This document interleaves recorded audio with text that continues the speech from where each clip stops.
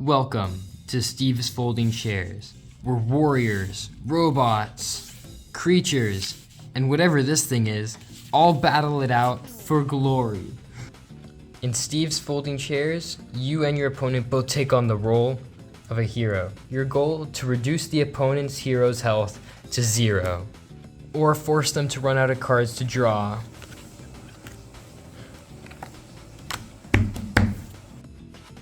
What kind of cards are there in this game? First, our most common type of card is a unit.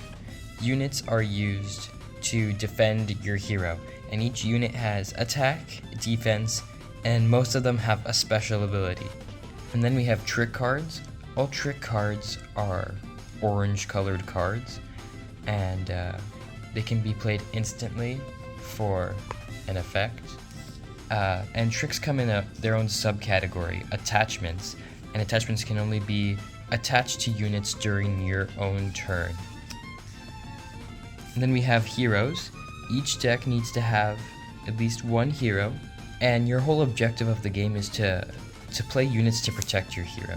And each hero has their own ability that you can activate to get an additional effect. And then, last but not least, is your coin cards. Coin cards is what you're going to be using to support or fund your whole battle. As you can see, for each of these cards, they have costs. Steve bought cost 5. First aid kit costs 2. Their propellant is free, costs 0. Even your hero ability, you have to pay 1 coin to activate it. You need to have coins to be able to pay for the cards in your deck. Now we have a lot of different cards available in this set. What cards do you actually pick to go in your deck? So each deck must have one hero. There's one hero for each color, and it's recommended that you pick the hero that's the main color in your deck. Then each deck also needs 10 coins. And then each deck can have 2 main colors.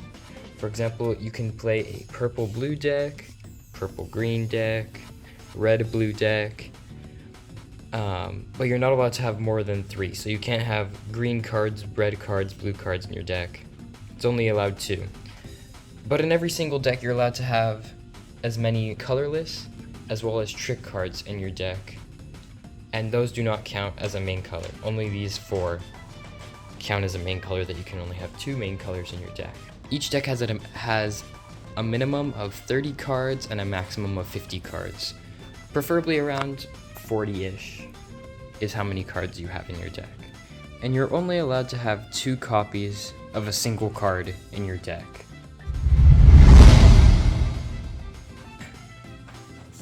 To start, select your hero and put it down on the field.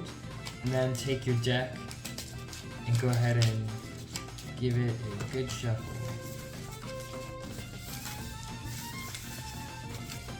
After you shuffle your deck, go ahead and draw 7 cards.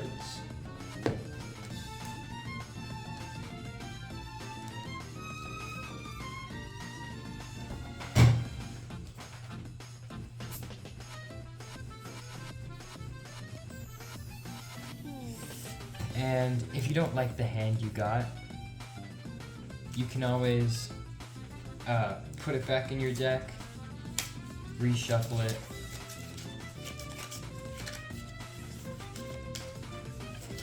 and draw a new 7 cards.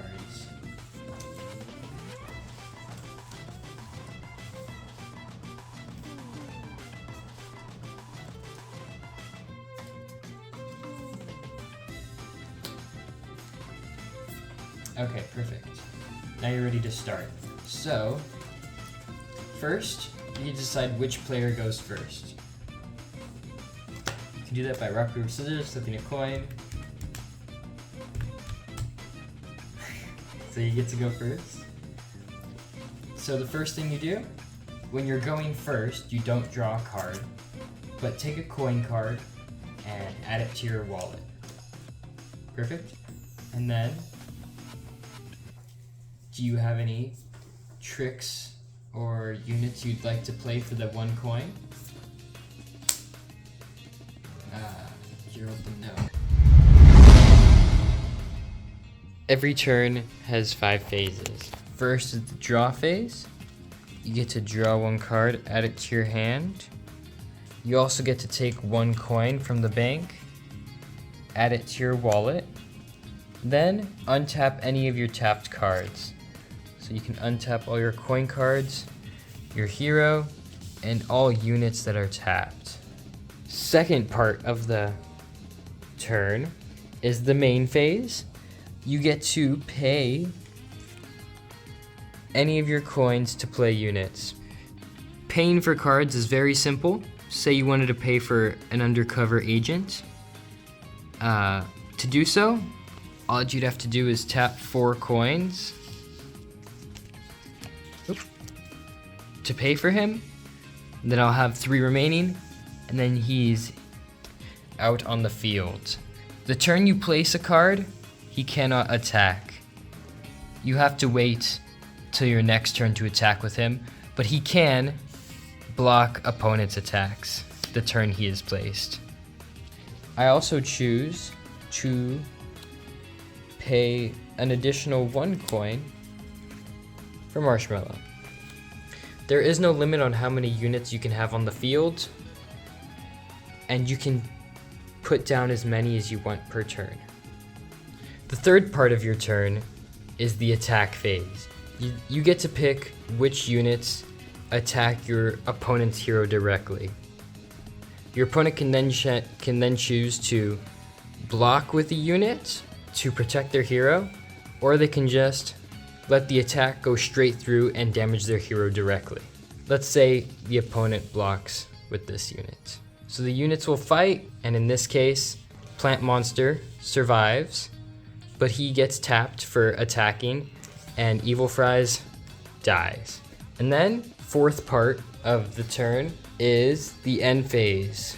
If any units have any abilities that say at the end of the turn, you can activate them, or you can just play any tricks during this part of the game or part of the turn. And then afterwards, all units heal all their health. So, since Evil Fries dealt 70 damage to Plant Monster, his health, now that it's the end of my turn, goes back to 70. And then it becomes the opponent's turn. So, say these 2 units fought. Pharaoh Derp has 20 attack, 40 defense. Sand Frog has 20 attack, 20 defense. So what would happen if they were to fight? Well, Pharaoh Derp would deal 20 damage to Sand Frog. Sand Frog's defense would go down to 0, and Sand Frog would do 20 damage back to Pharaoh Derp, and his defense would go down to 20. Since Sand Frog's defense is at 0, he dies, and Pharaoh Derp would live because he still has 20 defense left. Say your opponent's being really annoying though and keeps attacking with a really strong card. For example, Boxer Burger here, who has 50 attack, 40 defense. You can block an attacking unit with 2 units. Pretty much how that works. Say I'm gonna block Boxer Burger with both Bombot and Droid. I'll pick these 2 units to block them with. The opponent, who's attacking with Boxer Burger, then gets to pick which order they fight them in. So he's gonna pick to fight Droid first, and then Bombot. Boxer Burger does 30 of his 50 damage to Droid, and takes 30 damage from Droid. So Droid dies.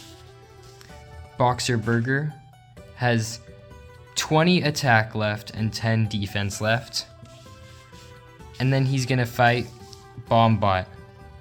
He does his final 20 damage to Bombot, and Bombot lives with 10 defense. And then Bombot does 10 damage to the Boxer Burger, lowering his defense to 0, finishing him off. So even if you have a unit that's attack and defense isn't strong enough to take out a strong unit an opponent has, they can team up with other units to block to finish them off. But say you're defending and the opponent attacks you with 2 units, you cannot block multiple units with one guy. For example, Boxer Burger cannot block both these units by himself. He can only block one. The other one would go through, deal damage to your hero's health. Also, real quick, I'm gonna go over a few of the base abilities each card can have. First, we have a blocker. Units with the blocker ability can never attack, they can only block. Blitz, which means it can attack the turn it's placed. It doesn't have to wait 1 turn before attacking. And then we have Initiative, one of the best abilities in the game right now. Pretty much when it fights another unit, it deals its attack damage first to the opposing unit, and only if that unit survives, then it does damage back. Then we have Banish. Pretty much you get to pick a unit from a discard pile and banish it, meaning it can never be brought back. It's completely out of the game. And this card has 2 abilities. Ranged, it can block airborne units, and Upgrade means that it increases a unit's stats by 10/10. Then we have Disloyal, meaning that to keep the card on the field, you have to pay the disloyal cost at the start of every turn. Then we have Deadly. Whenever a unit takes damage from a deadly unit, they die no matter what. Lifesteal. Whenever you deal damage with this unit to an opposing unit or to the opponent's life points, you heal the amount of damage you did to your hero's life points. Downgraded, it's just the opposite of an upgrade. A unit's stats go down by 10/10. This one has 3 abilities.